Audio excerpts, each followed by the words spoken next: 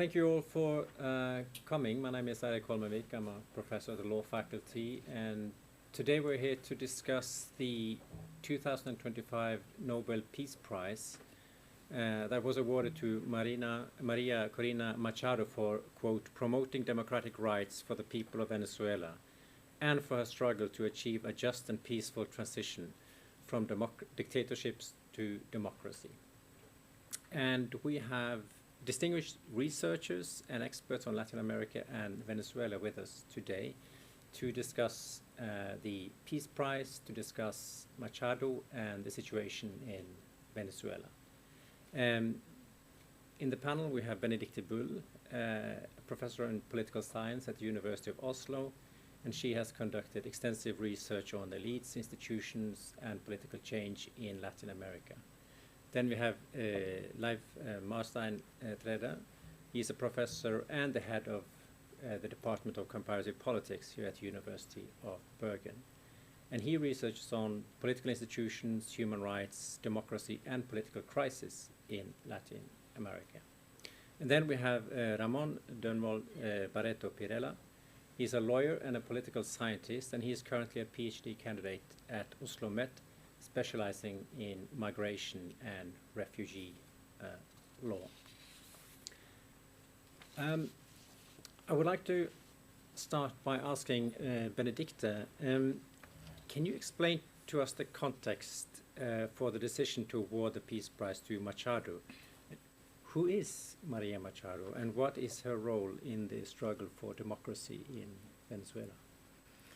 Yeah, I would like to say that she has played very different roles over the years, and that she has kind of many different she's had many different roles in Venezuelan politics. She started already in 2001 when some looked at the constitutional changes that had happened.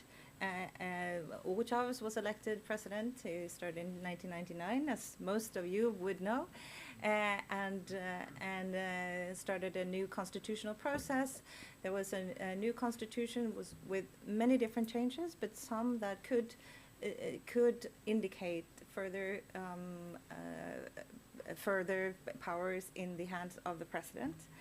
And she started to mobilize on the grassroots. She was an engineer. She had worked in social work before, in many ways a part of the Venezuelan elite.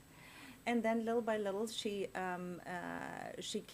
became more involved in politics, became a member of Congress, started her own political party, but always kind of rather a little bit marginal in the opposition. Her party never had more than 3-4% in those years. She was a key figure behind major demonstrations that started in 2014 after the oil price collapse and Chavez's death. And then, and always kind of on one rather uncompromising part of the opposition, I would say. And then things happened with the deep economic crisis. Venezuela lost almost 80% of its GDP over quite just a short period of time. There was a pandemic. It changed both the economic system, the politics, and it changed the people of Venezuela. Mass migration started around 2017. People stopped believing that the state could fix the problems for them.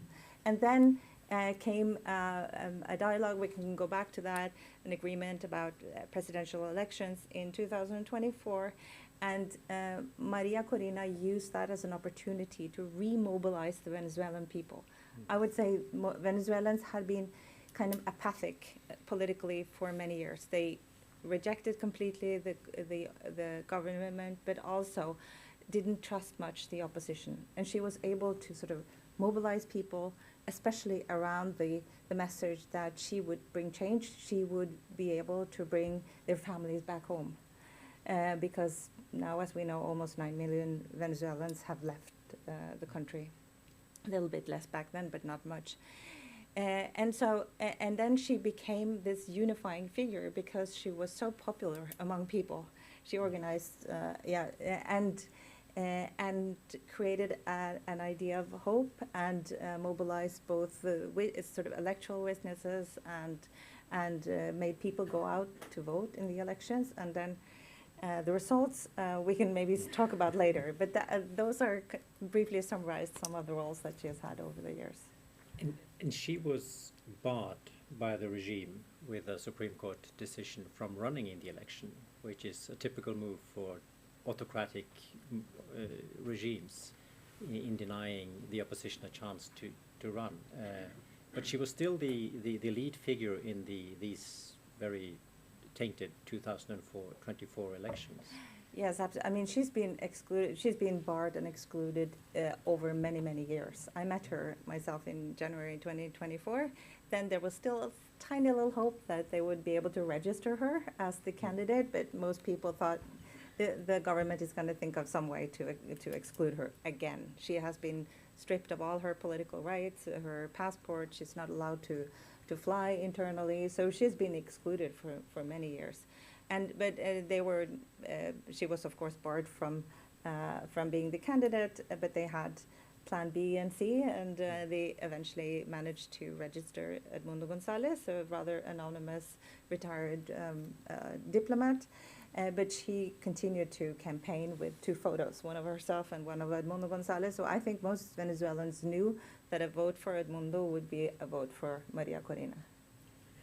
And you said you met her.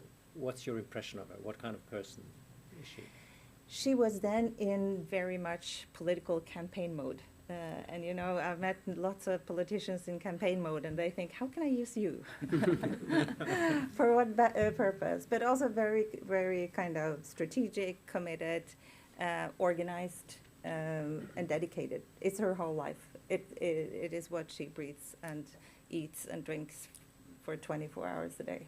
Yeah. So it was, she had clear plans, and it was, I think Ramon can talk much more about that.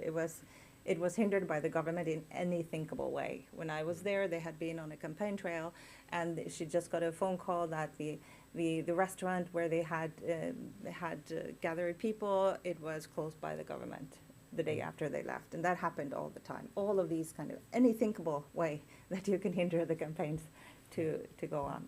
But she was very dedicated, trying to find, and there was armed guard all over, of course, because both she and even more so her team were in danger all the time, even more than her, because the regime has been very careful, because they're afraid they could backfire if they arrest her.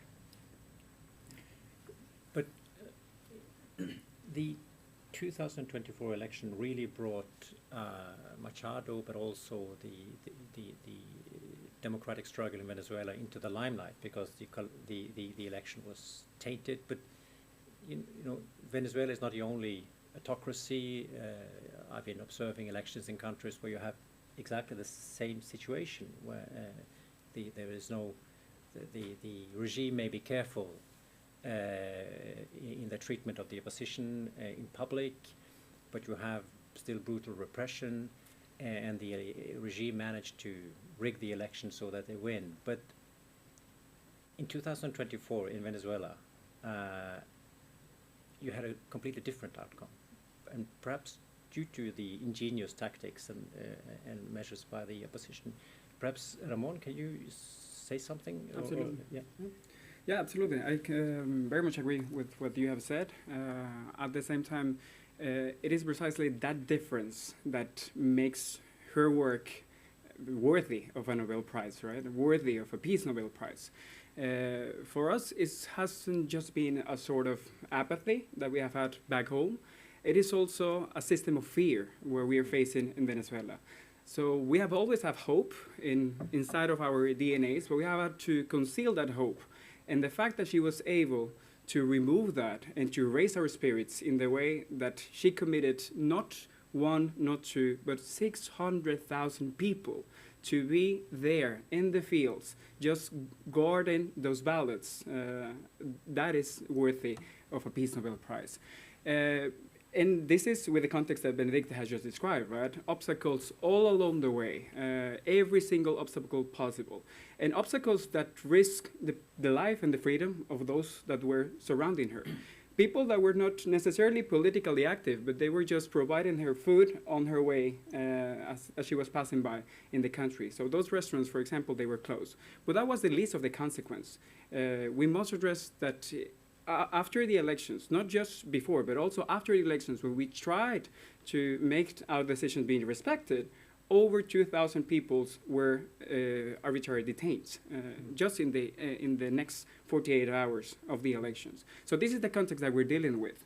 And the fact that she has developed a strategy consistent enough and that was able to raise our hopes in the sense of saying to people, we didn't have, and it's very important, I believe, to highlight here in Norway, that we didn't have any sort of conventional political campaign, presidential campaign. When we discuss politics in Venezuela, we don't discuss how we are going to distribute taxes. We discuss things such as how are we going to bring our kids back home.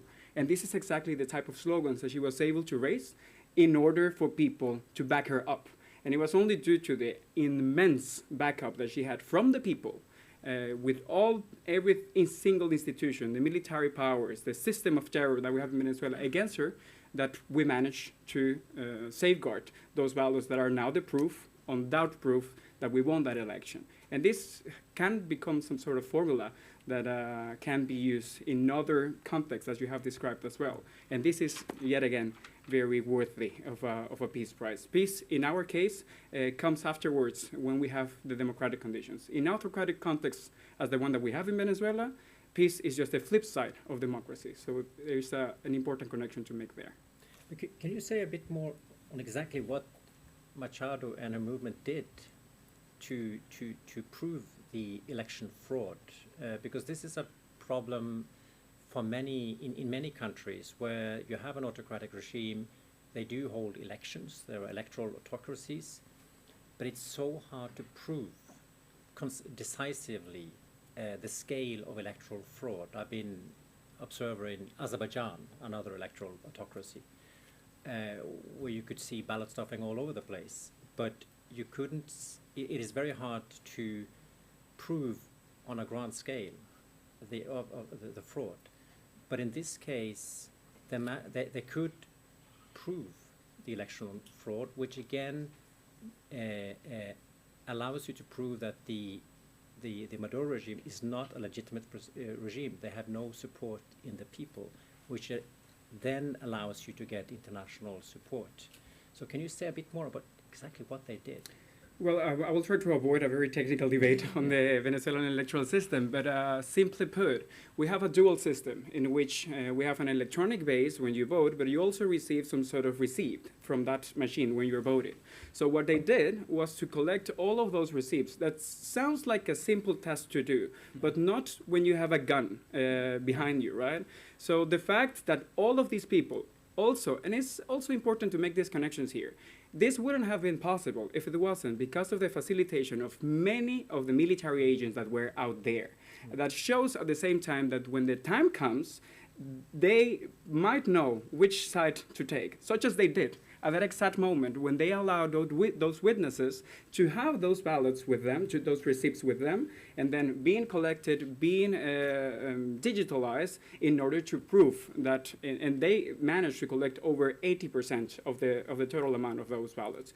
Ballots that were certified, among others, by the Carter Center, which was the only international observer that the regime allowed to be there because they had the trust. However, the fraud was of such magnitude that not even them could back up the regime in that sense. And they have to back up the strategy of María Corina. Simply put, I will try to say. Yeah, but I agree. It's an amazing achievement because no other democratic opposition movement has ever achieved that or be able to actually do that.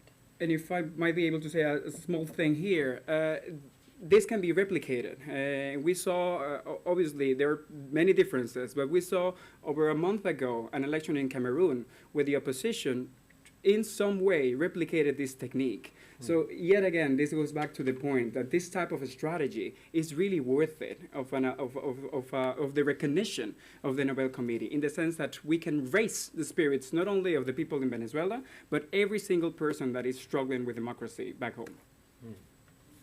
And so we have this amazing moment in 2024.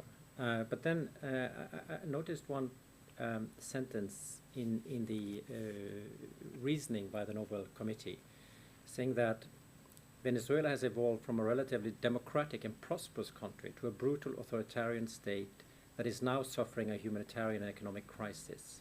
So then, Leif, I would like to ask you, I mean, what is this, the political and social context and background for this autocratic development that is going on for a long time, which culminated in this event in 2024?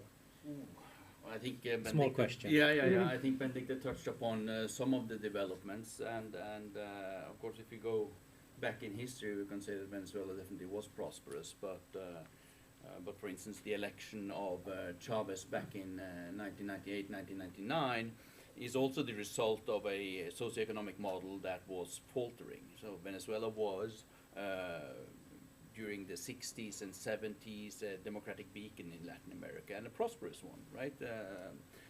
But with oil came also more promises, and those weren't kept. So throughout the 80s, when we see huge economic reforms in Latin America, Venezuela is staggering economically. You get the reaction in the late 90s, and also in the early 90s with coup attempts and so on. You see the autocratization in Venezuela after Chavez wins, and you get the Chavez regime start when, there are discussions of when it starts, but you really see it when they're losing popular support, right? So around the death of Chavez, we see that there are huge competition for, and tight competition for the presidency when Maduro wins back in 2013. Accusations of fraud, but no proof. This is the huge game changer that happens in 2024, of course. It's that you get proof.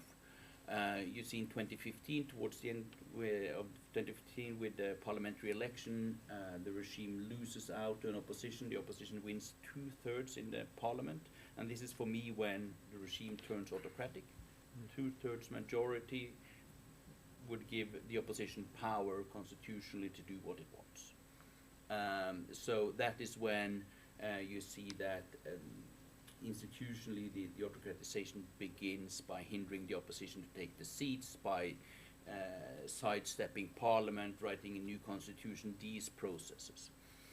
And you see the reactions are violent and with repression when you get these huge protest waves that Benedicte mentions around 2013-14, 2017 again with Juan Guaido.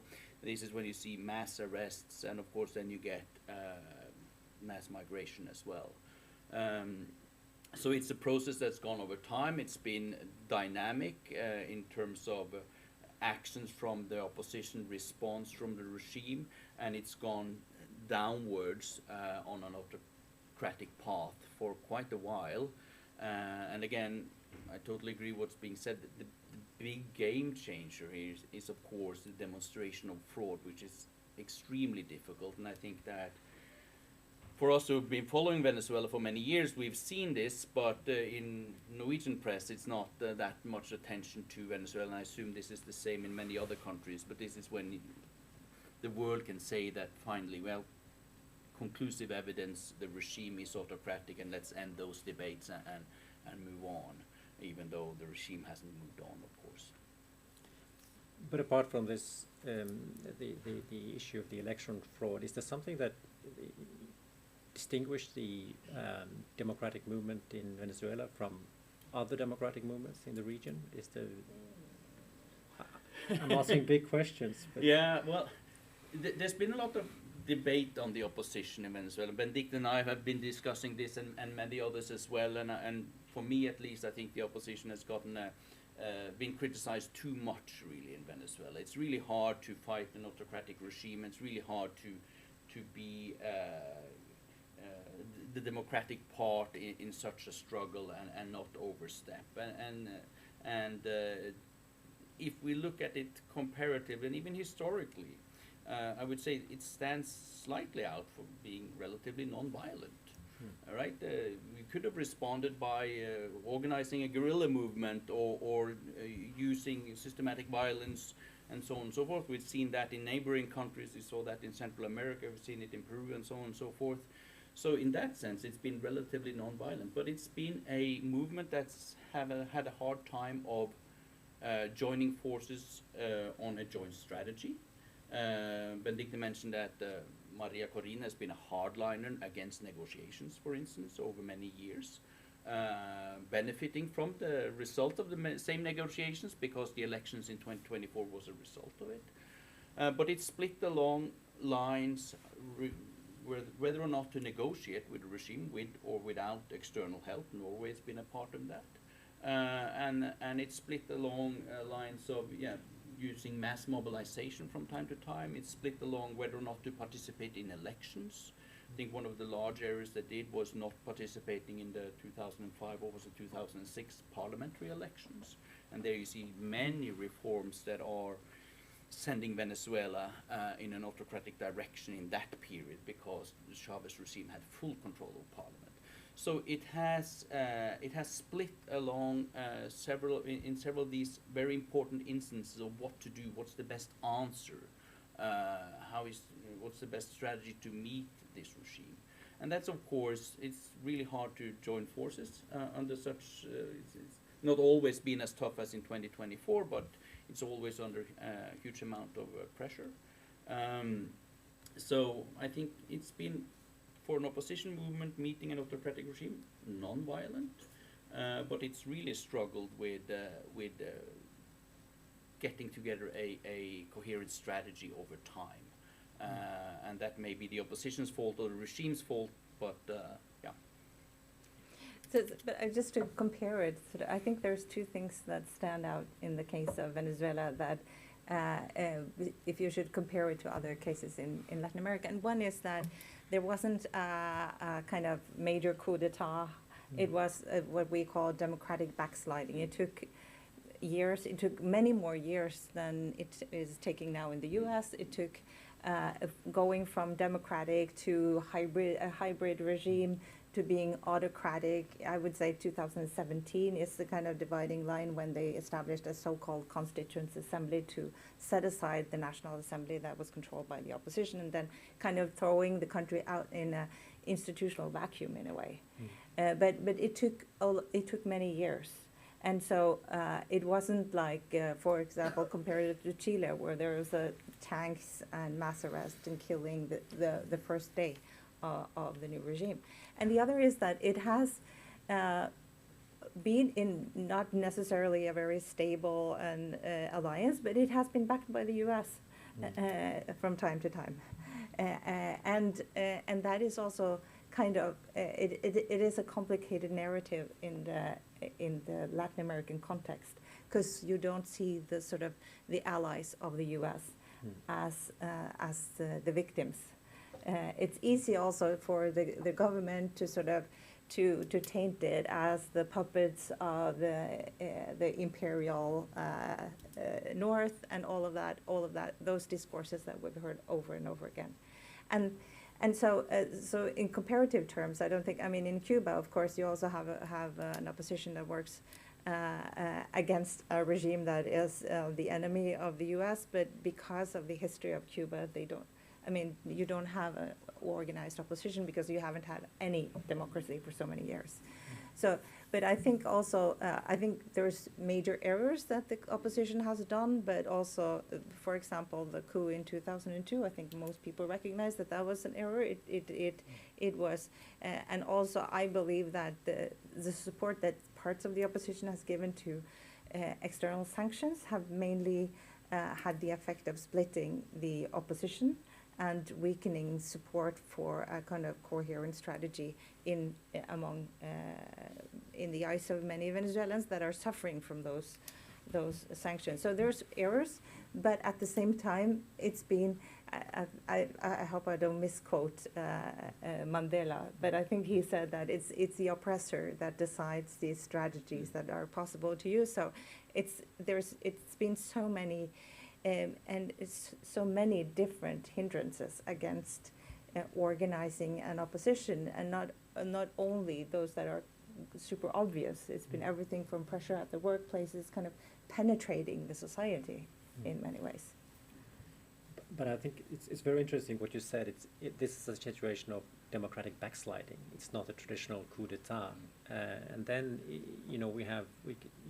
Venezuela may seem far away, but the situation is similar to some of the situations we have in Europe, in Serbia, in Hungary, in Turkey, where you also have an opposition leader now in prison.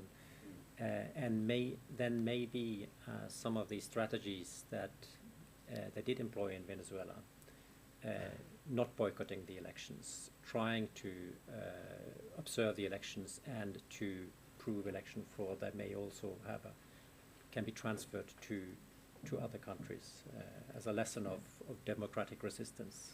I think Venezuela has been kind of at the forefront of a lot of things that people discuss now. I think all of us that have followed Venezuela for some years is like, oh, but this is old news. Yeah. We've heard of fake news before it was even a concept. Or, of course, all dictatorships or authoritarian regimes have used some kind of propaganda at some point, but also all the different sort of little changes that have been made over time. No, on that note, there are many interesting things that I would like to address, but I cannot touch upon all of them. But on that specific note of things that for us have been, like this is old news for us, there are many people that are trying, and many of them with very good intentions, to catch up with our situation, but still they don't manage to really capture the essence of what has happened. Although we have had a democratic backslide, there are clear milestones, such as the one that you pointed out back in 2015 with the National Assembly, that showed that already then this was an autocracy, a dictatorship, as much as you want to put it. We find it is with little disappointment that we see, for instance, press conferences as the one, or press notes as the one that was raised yesterday, by the Nobel Peace Center, right? Which obviously they're trying to do the best work possible into exhibiting and showing the conditions in Venezuela and the value of the prize. But then the title of the exhibition was called Democracy on the Brink. At this point, this feels so outdated for us. You cannot call that something is on the brink if it doesn't exist. There is not a single hint of democracy back in our place, right? So if we were to retitle that exhibition, it can be Lives on the Brink. That is the only thing that is left for us to discuss, not about democracy anymore. This is clearly a dictatorship, and it has been so from many years from now, right? If something looks like bread, smells like bread, and tastes like bread, it is bread. It is the same type of conditions that we have in Venezuela. When the Inter-American Commission on Human Rights called the practices of the Venezuelan regime state terrorism, when we have cases in the International Criminal Court for crimes against humanity, this is not democracy on the brink. This is dictatorship. And if you think that I'm still talking metaphorically with the bread, well, then you haven't been back in Venezuela protesting peacefully every single time, ending with tear gas, that also you can look at them, you can smell them, you can taste them. You can't really taste dictatorship in Venezuela. And this is very important for us to highlight. This is not democracy on the brink. This is lives on the brink now. And you mentioned a very interesting topic, that because when we talk about democracy, democratic backsliding and so on, we tend to make it abstract. But this authoritarianism has a really impact on people's lives. And also add to that, which Benedicta mentioned, also in Venezuela you have a huge economic crisis that has turned into a humanitarian crisis. So can you, Ramon, just say something about how is life in Venezuela for ordinary people living under this very brutal regime? Amnesty had a report recently saying that after the 2024 elections, the number of imprisonment of political opposition members increased, people disappear. And how is the Peace Prize received by ordinary Venezuelans? It is difficult to know how it has been received in Venezuela because they are really fear for their lives when they speak about María Corina Machado. These cases that you're raising by Amnesty, we can put a human face to that, right? So just last week, there was a medical doctor of 65 years old, María Orozco. Then she was arrested by sending a voice note over WhatsApp in which she described those conditions that you're saying, the crisis in Venezuela. So in Venezuela, it doesn't take being part of a political party or openly being part of the opposition to be arbitrarily detained and tortured in many cases as well, such as it happened then. And then someone that might be skeptical, if not cynical at this point, might also say things like, well, but then you can just, avoid sending this type of voice notes. But it is not just that. You can just be on your way to work and then being stopped by a military checkpoint. And then in that moment, from the moment you left your home and until you were captured by the military checkpoint, you might have received, not sent, but received a picture of María Corina Machado. And this is also enough grounds in Venezuela to be arrested and possibly tortured afterwards. So this political system of terror that we have there, which is, as the Inter-American Commission on Human Rights has called it, state terrorism, goes hand in hand with a very dire economic conditions as well, right? It is, and I'm glad that I'm surrounded with Norwegian professors that can back me up here, because people don't really tend to believe me when I say that salaries in Venezuela are equal to 500 crowns or something like that.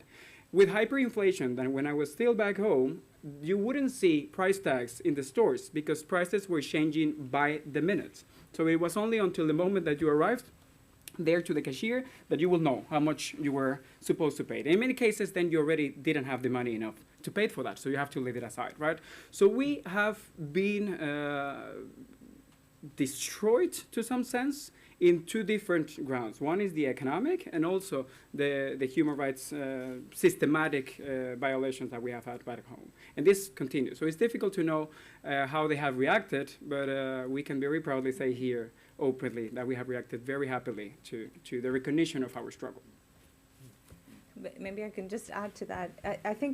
I think it's important to understand how the economic and the political issues are interlinked. So it's not like, so accidentally there was a economic crisis at the same time as this happened, because in many ways, all the economic decision making ended up being about maintaining the powerful in power. And that goes down from the little store on the corner. This is what I've researched with the colleagues when they actually dared to do any research. That's over now. It's just a few years back we were openly doing this research. Now they don't want to be even cited. It has changed dramatically over since the election, actually, since 2024. But that's a different issue. But it is about sort of running a little store, then being visited by various governmental agencies, military, being extorted in some areas by gangs, but in many other areas by the same governmental agencies. So you need to pay to them, you need to be loyal, and they are the ones that that are gaining from it. All the way from that to the elite, where opportunities. I don't think you can call Venezuela a socialist country, because everybody has to fend for itself, for themselves. They have to operate in a market, but the opportunities in that market are controlled by the government. So that's given through governmental contract. It used to be given through subsidizing dollars with the oil money. Now that does not happen anymore because there's no more money to subsidize the dollars, but there's all sorts of other ways to maintaining the economic opportunities for a small elite that supports the government. So in parts of Venezuela, here in Norway, I think many people think that Venezuela is like coming to this sort of chaotic, deserted country, and everybody's starving and there's nothing in the stores. If you come to many areas in Caracas, there's flashy new shopping malls, and there's new restaurants and nice cars, but it is for this the new elite that's supporting the government, and this has become kind of the way of maintaining the government in power, while the rest of the people are are left without any economic security and very little means. Now, 500, some years back, the salaries were like 50, 50 crowns. So, but it doesn't really, I mean, it doesn't make you survive in a relatively high cost country that Venezuela has turned into now because the fluctuations and chaos on with the currency. Let's move on to the issue that has been discussed in Norway. Of course, in Norway, we tend to only to look at our own petty debates. And of course, when this Peace Prize was announced, it was immediately criticized by some persons in Norway and abroad, I suppose, also for Machado's links to the current U.S. administration. She dedicated the Peace Prize to Donald Trump and the Venezuelan people. And then you have the whole issue of a possible U.S. intervention. And Machado was, I would suppose, misquoted or misread by supporting a U.S. intervention in Venezuela. What are your views on these allegations against Machado? I think you can start. Yeah, well, I engaged a little bit related to an interview she gave with Amanpour on CNN, where I think that some of the interpretations were exaggerated, saying she supported an invasion and these kind of things. Now, she said much since then as well. So there's kind of two questions there. Whether her contacts with the U.S. administration and other right-wing movements should disqualify her from getting the Nobel Peace Prize, and then in the current situation of strategy, whether or not she has any liberty to say anything else. Now, I've been kind of relaxed with these things and thinking that, well, given that the U.S. is there and they're now very close with an armada in the Caribbean Ocean, and we see European leaders say nice things about Trump all the time, even though they don't really mean it. I think that in that context, her dedicating the prize to Trump is something that, yeah, okay, this thing is what people do anyway. Now, of course, she's in that same interview, she did express what I interpret as kind of support for the attacks on these boats in the Caribbean Ocean, for instance, which of course we discussed it before coming in, which are basically assassinations. And she's said many things that I think are quite debatable and can be criticized. So, but whether or not this disqualifies her from receiving the Nobel Peace Prize, well, I'm not so sure. We can think of two dimensions regarding the merits of the Nobel Peace Prize. One is you have the moral purity, and there she, a guy like Kissinger maybe falls beneath that line, and then does she merit it based on the arguments in the prize given 2024 elections and the efforts there. And there may be a guy like Obama didn't merit that prize, but others have, right? So I think that there are definitely things that are being said now that I react to, but given what happened in 2024 and the importance and the uniqueness of demonstrating electoral fraud, and we've been talking about democratic backsliding as well. One of the problems there is, of course, that the international community reacts to very observable things of breaking with democracy, and some arrests here, even political killings, you don't reach the threshold of getting international reaction. So the international community has huge problems with responding to democratic backsliding. But the international community does respond to electoral fraud because it's very observable. It's hard to demonstrate, but it's a key to democracy. So I think demonstrating that and making that effort in 2024, given the connection between democracy and peace, well, that merits it. But yeah, there's been a lot of things that have been said and some alliances that I, at the personal level, I would normally react to, yeah, definitely. I think Benedicta can say more. Yeah, I think it's very complicated. I think there is no doubt that María Corina Machado and her group have been very instrumental in creating the narratives that are now being used to justify U.S. intervention. The whole ideas of, but so it doesn't only come from there, but many different accounts. The idea of the sort of the cartel de los soles, this supposed drug cartel operating from the inside. Of course, there's no doubt that there's a lot of corruption and drug trafficking that occurs with the knowledge of the government and the military. But I heard someone kind of making the comparison. It's like kind of calling the deep state as an organization. It is something that exists, but it's not an organization. But that kind of narrative has been, so they've been instrumental in creating that narrative that is now used for U.S. intervention. And there's also some alliances that go further back than this specific situation, because I think we have to understand now there is not going to be any free and fair elections in Venezuela in as many years as we can count without anything happening. It's sort of something external or specific internal. It's not going to happen. So how do you manage to change the regime? I think that is a question that we have to keep in the back of our head.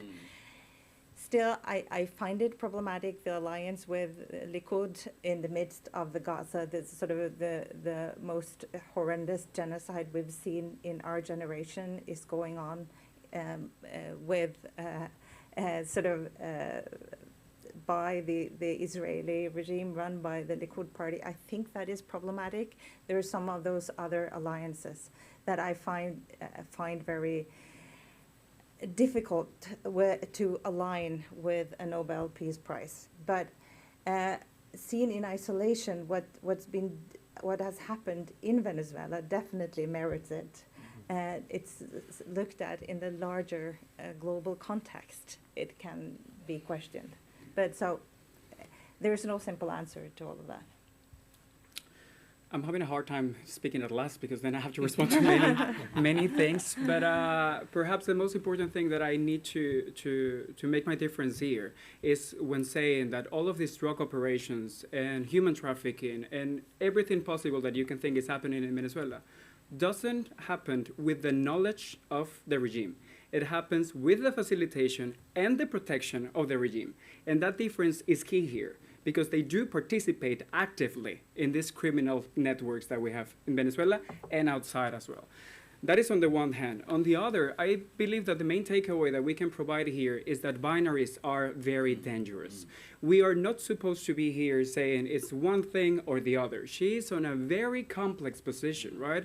And personally, we can absolutely disagree with many of the decisions that she has been forced to take. I will actually build on an example that you provided in that similar panel back in Oslo. And then you said that we don't see as much criticism towards Zelensky for dealing precisely with Trump, right? And we for sure all remember this very humiliating meeting that Zelensky had earlier this year. And still, he needs to be there, because this is the help and the ally that you have at hand. We find ourselves in some sort of Zelensky dilemma ourselves, in which, although you might disagree ideologically with many of the things, and even pragmatically with some of the actions that has happened in the Caribbean, and that we can say openly as well, personally, from her position, it is a need, it is a necessity to have the support and the allies that are available for you. Because as you said, it is the big question now, right? How do we get a regime change in Venezuela when everything has been tried? And that obviously doesn't mean that we are advocating for a military intervention. It is our families. It is my parents that are back home. So we obviously do not want any sort of military intervention. We can only hope that the pressure amounts to a certain threshold that makes them negotiate an ordered transition. Something that, by the way, was the first alternative proposal at María Corina Machado just after the election. The first people that she called upon to participate in these negotiations was not the US, was the EU, was Brazil, was Mexico, was Colombia. But unfortunately, they have turned their heads to the other side, to the other side, and we have been left alone with the only allies that are there to support us at the moment. And yet again, I might just repeat, binaries are very dangerous. Please, you can disagree with many of the actions and still recognize the value of the work that she is doing for our democracy and for our people. Yes, I suppose it's hard to be perfectly virtuous if you're fighting for your life. I think that's the essence of it. But before we go to the questions, briefly, what next? She receives the Peace Prize, whether or not she can come to Oslo or not. Then what? There will be more international attention, but that will probably fade. We don't know what the Orange Man in the White House will do. What do you think will happen? What is the most likely path of events? If you can say that about Venezuela. You can say your quota of $1 million or something. No, I think that you mentioned the Orange Man in the White House. I think a big question is what happens with what will the U.S. do? Of course, that may change things a lot and create a lot of chaos if there are bombs coming in. But I think the most likely thing is that things will not change, right? It's María Corina has done something that previous opposition leaders haven't been able to, like demonstrate fraud and show to the world unequivocally that, you know, this is an authoritarian regime. But previous opposition leaders also tend to fade away when their preferred plan, the plan here was, of course, let's win the election, let's demonstrate fraud if we don't win.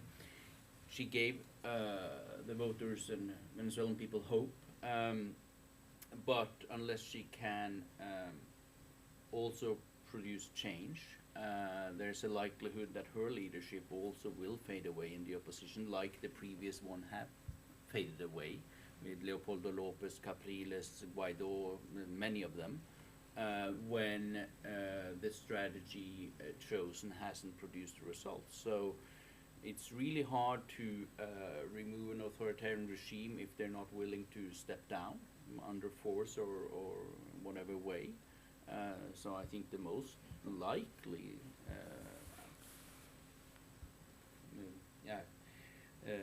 what will most likely happen is basically nothing. But yeah, I hope I'm wrong in some sense, but maybe not too wrong either, depending on again what the Orange Man in DC does. Do you want me to go last now, so you don't have to answer? I can. I actually thought that you were about to say your famous quote that if I knew the answer to this question, then I'll be a millionaire. We don't know. We don't know the answer to this question. What we do know is that the Nobel Award has been a great pump for our struggle.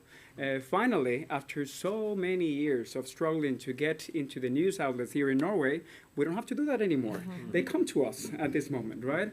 And the important work that we're doing here, this has been a baseline to continue with our work.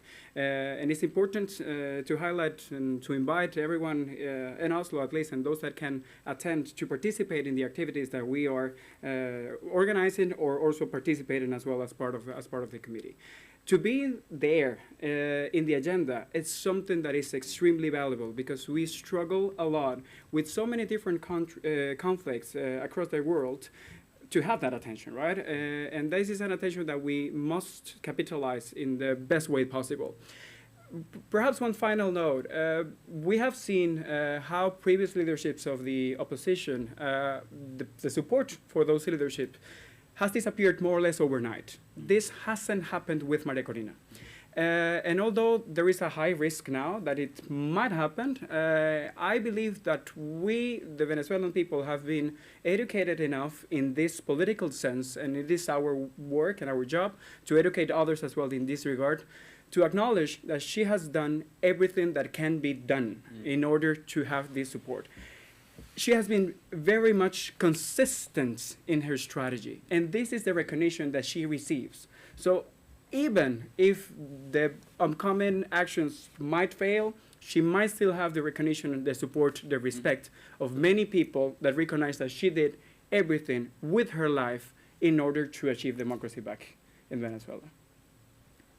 Yeah, now I can pick up on some points. I would like to pick up one point that you said, Ramon, about she inviting everybody into after the elections.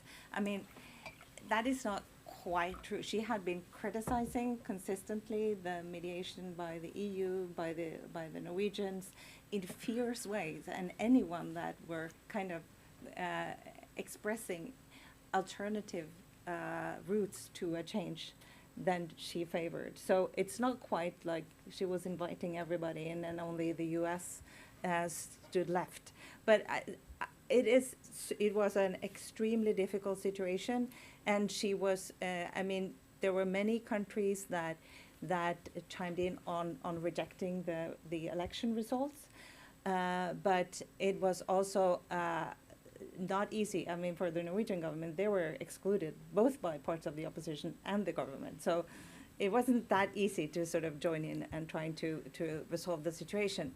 But that is kind of history. The important thing is what happens now. And I think my evaluation of this changes basically every day. Right now, I'm at the now that the U.S. has given yet another deadline, 10 days deadline for the Maduro regime to sort of come out and negotiate his own exit. I start to think that there is so much resistance within the U.S. against any kind of use of force within Venezuela. And I think that there is no clear theory of change of how this should happen.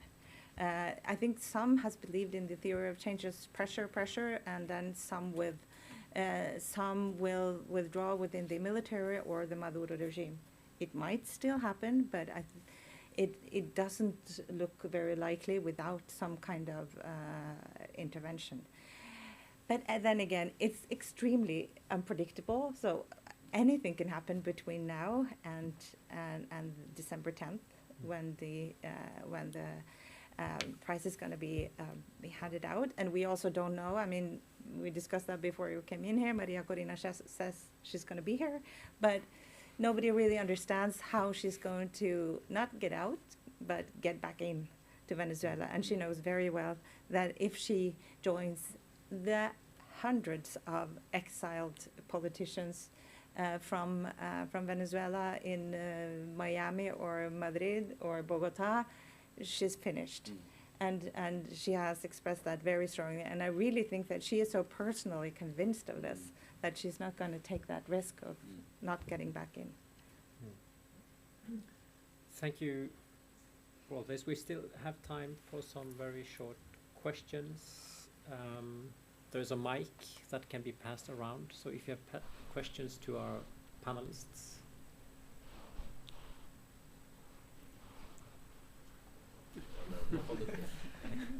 Thanks a lot. Just wondering, the Norwegian negotiation and other actors, has it been worth it? Another half hour? Oh my God, has it been worth it? One of you. I think it has.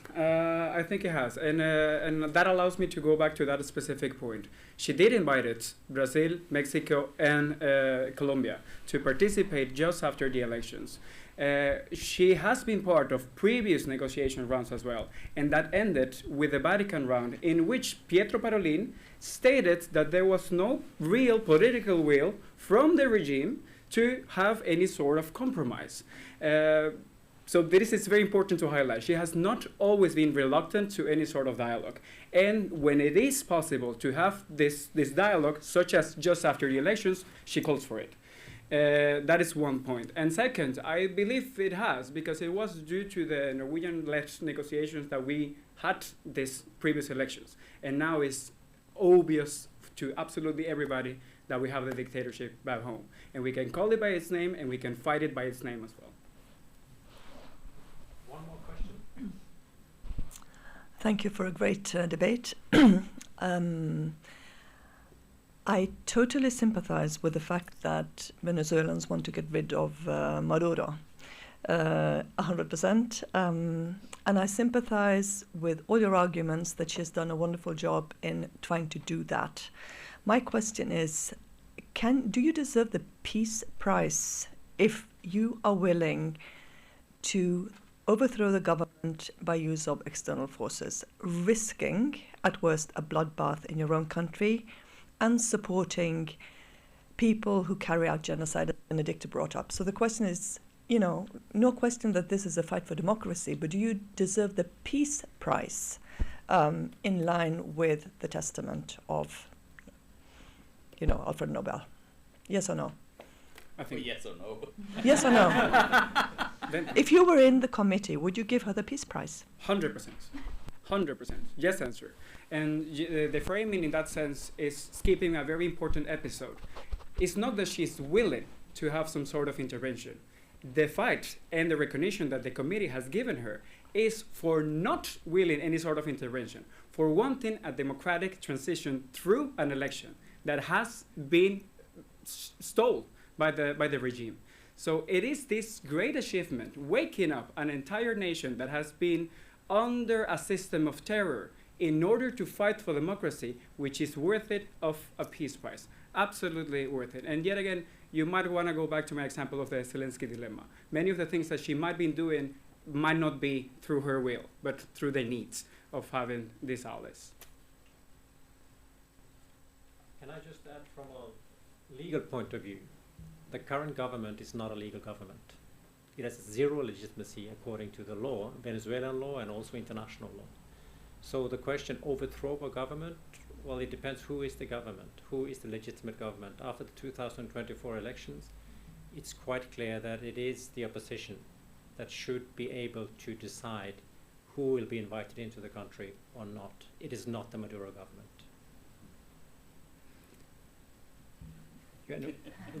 The lawyer should not have the final word, of course. So Don't say always.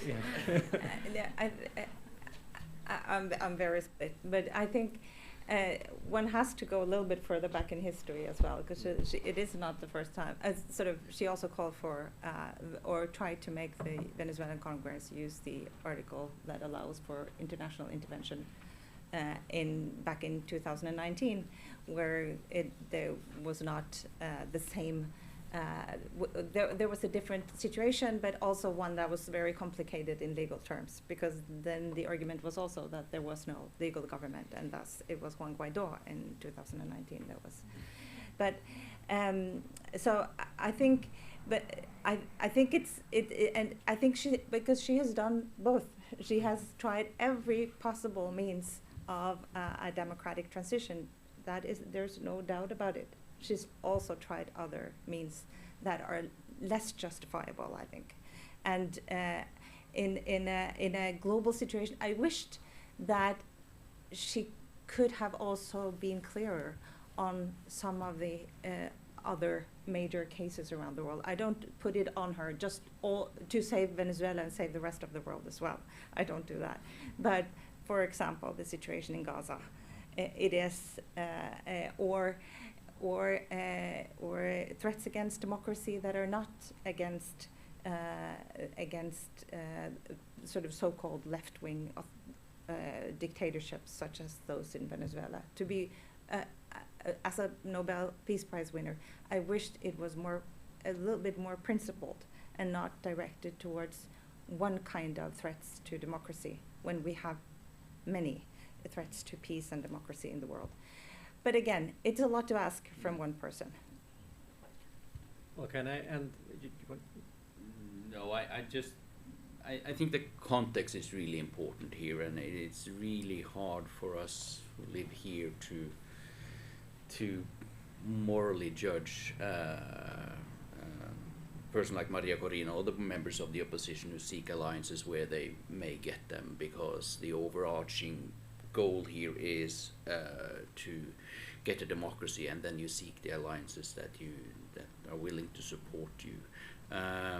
And I think that if we base it on merits, I think it's a worthy prize, and the other issues regarding whether or not she's an angel, and this is a more difficult question, but I like to stick with the arguments of the Nobel Peace Prize Committee, and for that I think it's a worthy winner, but if she were an angel we wouldn't be having these discussions, so let's thank her for that. Exactly. Let's end with the wording of the Nobel Peace Prize Committee. They wrote, María Corina Machado meets all the 3 criteria stated in Alfred Nobel's will for the selection of a Peace Prize laureate. She has brought the country's opposition together. She has never wavered in resisting the militarization of Venezuelan society, and she has been steadfast in her support for a peaceful transition to democracy. And we can add, let's hope that the transition to democracy will indeed be peaceful in the end as well. Thank you everyone for attending. Thank you to the panelists, and have a wonderful day.